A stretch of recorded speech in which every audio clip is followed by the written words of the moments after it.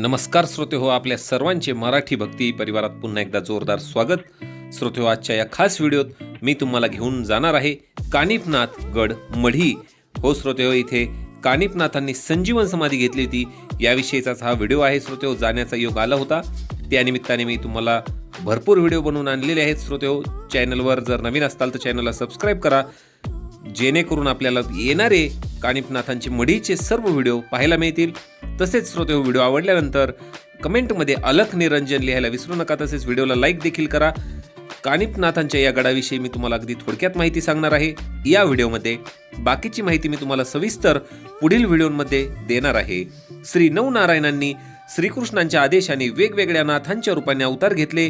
त्याचप्रमाणे श्री प्रबुद्ध नारायणांनी हिमालयातील एका हत्तीच्या कानामध्ये जन्म घेतला, म्हणून त्यांना कानिफनाथ हे नाव पडले. कानिफनाथांनी प्रदीर्घ काळ नाथ संप्रदायाचे काम केले, धर्माचे संस्कृतीचे रक्षण केले. नाथपंथांचे कार्य करीत करीत हिमालयाकडून दक्षिणेकडे आले आणि त्यांनी नंतर नगर जिल्ह्यातील मढी या गावी फाल्गुन वद्य म्हणजे रंगपंचमीच्या दिवशी संजीवन समाधी घेतली.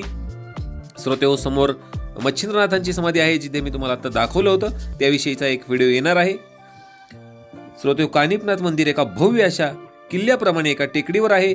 राणी येसूबाई आणि बाळराजे शाहू महाराज पहिले जेव्हा मोगलांच्या वेढ्यामध्ये होते, तेव्हा राणी येसूबाईंनी श्री कानिफनाथास नवस केला होता की जर माझ्या शाहू महाराजांची सुटका 5 दिवसाच्या आत झाली तर कानिफनाथ गडाचा सभा मंडप, नगारखाना इत्यादी बांधकाम तसेच देवाला पितळी घोडा मी अर्पण करेल.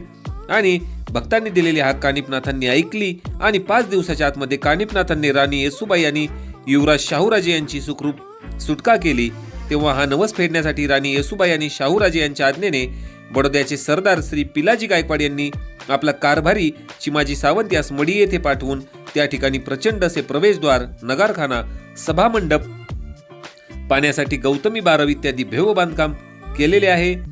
चैतन्य कानिफनाथांच्या समाधीवर वैदिक पद्धतीने पूजा व्हावी म्हणून रंगपंचमी म्हणजे फाल्गुन वद्य रंगपंचमीच्या दिवशी भरणांच्या यात्रेची सर्व व्यवस्था पाहावी म्हणून छत्रपती शाहू महाराजांनी वेदशास्त्रज्ञ संपन्न ब्राह्मण यांना सनद दिली आणि या अस्सल ऐतिहासिक पुराव्यावरून वैदिक पूजेची परंपरा मराठे राजे नाथांच्या समाधीच्या ठिकाणी कायम ठेवीत.